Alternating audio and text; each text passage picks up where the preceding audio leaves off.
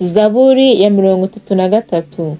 Mwa bakiranutsi mwe, mwishimire Uwiteka. Gushima gukwiriye abatunganye. Mushimishe Uwiteka inanga, mumuririmbire ishimwe kuri nebelu y'imirya 10.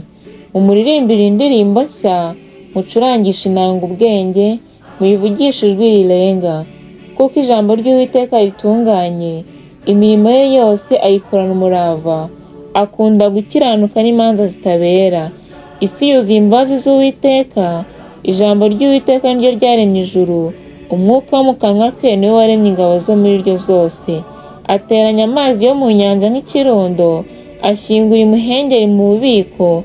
Isi yose yubaha Uwiteka, abari mu isi bose bamutinye, kuko yavuze bikaba, yategetse bigakomera.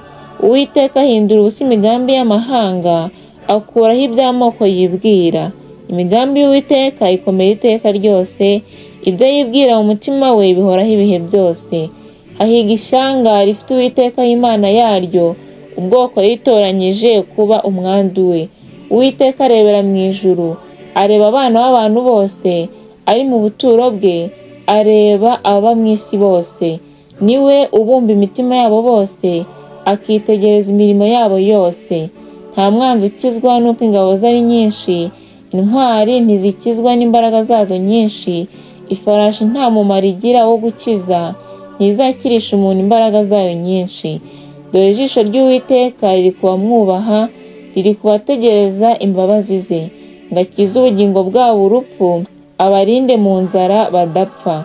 Imitima yacu itegereza Uwiteka, niwe mutabazi wacu n'ingabo idukingira. Imitima yacu izamwishimira, kuko twiringiye izina rye ryera. Uwiteka, imbabazi zawe zibe kuri twe, nk'uko tugutegereza. Haleluya.